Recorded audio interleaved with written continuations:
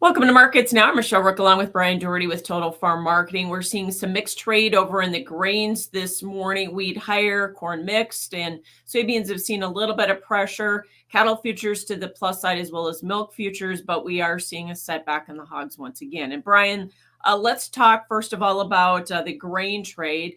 USDA didn't give us really any revisions in terms of ending stocks on either corn or soybeans yesterday, but you talk to producers and cash basis levels are still strong. And so it looks like cash basis, maybe the forward spreads are going to have to do the lifting here in terms of old crop.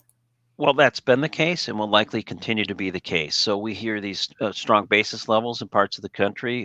Yesterday, I heard some I'm from Wisconsin, some local strong basis levels for September delivery. So you're right. The cash market's trying to do the work of fill the pipeline, but that's reflective of if you step back a little bit, that's reflective of a nation that struggled with crop production capability since 2019. We haven't had the kind of crops we're capable of. So you get localized areas that have deficit areas or deficit corn or other type of commodities. So it's really a function of the market figuring out how to solve its own problems through the cash market.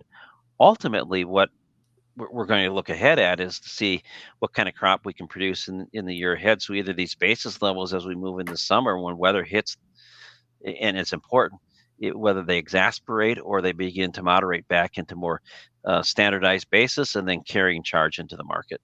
Yeah. So let's talk about new crop because certainly 92 million acres of corn seems like a lot of corn. And that certainly has not maybe pressured the December futures as much as it could have. But what do you see going forward? Because a lot of producers certainly would like to see more of a rally here or higher prices before they start making some sales, right?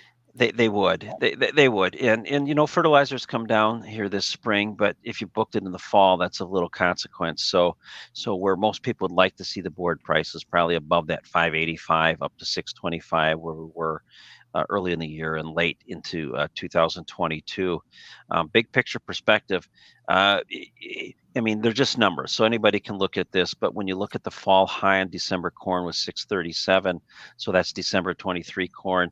If we go back since 2013, generally we've lost about 25% of the value of the contract at some point, and that's sub $5 corn. So there's still downside risk from that perspective.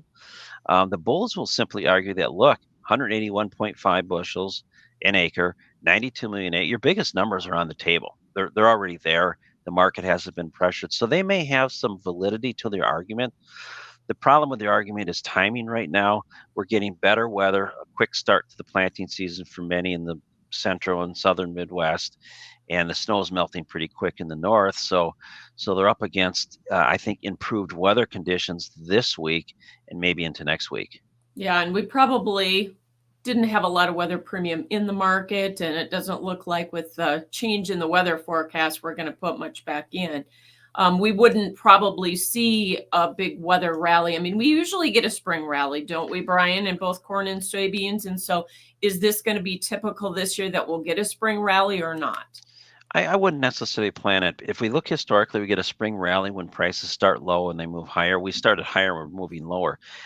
With that being said, one of the things that I really want to sort of make sure that we don't gloss over and just make assumptions that we've got, this crop in the bin is that there's a lot of forecasters that are talking about, this general warming pattern that we're going to have another warm summer.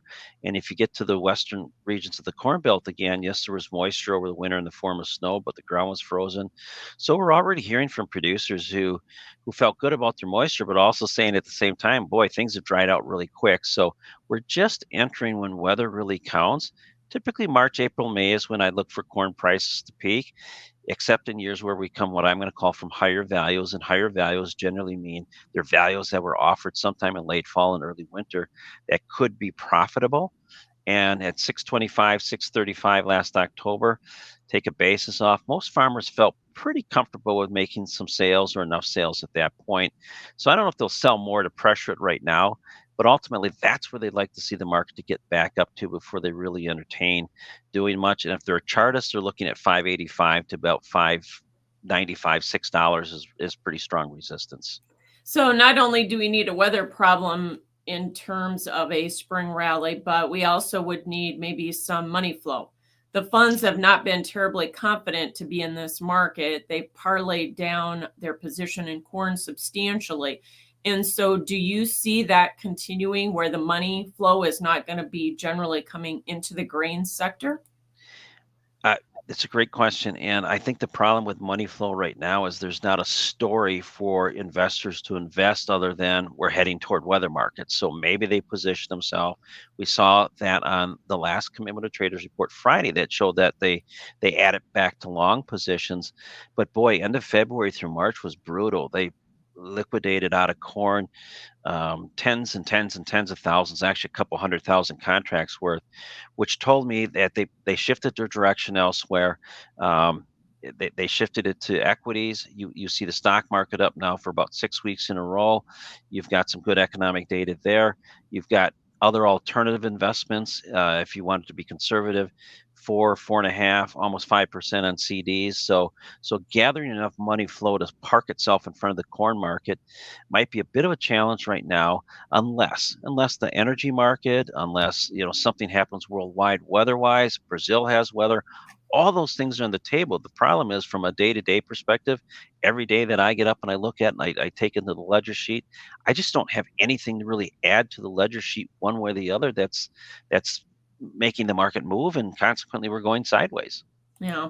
So one area of the market where we are seeing money move in is over in the cattle sector. Tight supplies. We're up at record high levels for both cash and the futures levels are at prices we haven't seen since 2014. Do you continue to see that rally going here, or is it going to be able to be sustained?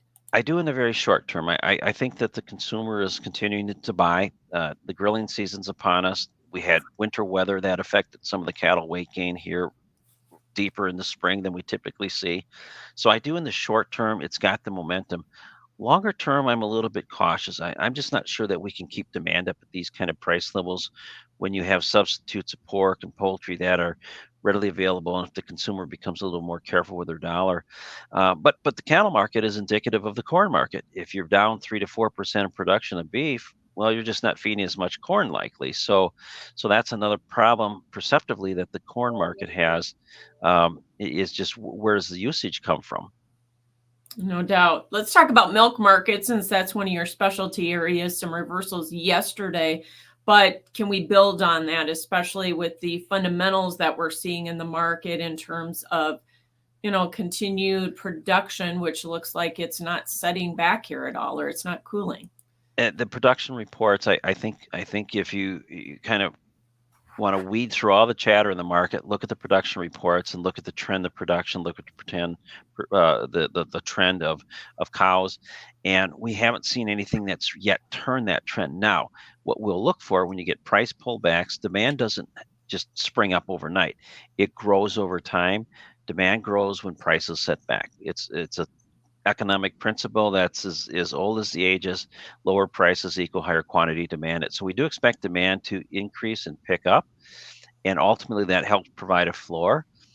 Also, the beef market where it's at could help provide more incentive for producers to really kind of weigh their decision on what to do with some of these cows or heifers, or the wrinkle in the dairy. Do they go beef and try and produce more beef? So I think that's another wrinkle that has to be weighed differently in this day and age than it was several years ago. But ultimately, we just haven't seen that trigger point to turn the market around. We did get some nice reversals on the charts yesterday. If you're a stochastics person, we got a crossover, oversold conditions, and that might be enough to prompt some short-term buying. But look at the last rally we had. We had the rally on the rain in California, displacement of cattle and milking's going from 3 to 2 times a day and whatnot. Gave the market a little boost, and they gave it all back in very short order. I'm just afraid there's a kind of a continuous flow of milk that isn't disruptive right now enough. Our hearts go out to the people in Texas with the farm that blew up, but that's not a game changer on the supply side. No doubt. And when we look at the demand side, though, CPI out this morning basically showing that food prices are starting to maybe come off of their highs. Obviously, inflation is starting to cool just slightly. Is that enough to maybe get some demand interjected into markets like the the dairy sector or not? It is. Well, dairy prices will pull down. That'll come down in the supermarket here over the next. You got your quote spring flush, but you've got an opportunity here to see the consumer actually be able to buy things at less expensive cost.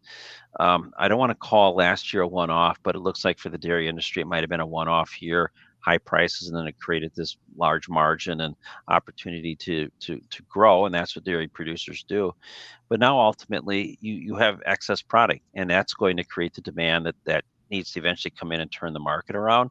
And then as time goes by, you see other things that occur. You might see smaller cow production numbers. You might see something disruptive. You might see better exports, a weaker dollar, things like that. But for right now, look at rallies probably as shallow in steepness and opportunities to be a little bit more aggressive on the forward selling or hedging. Okay. Always good to talk to you, Bryan Doherty with Total Farm Marketing, and that's Markets Now.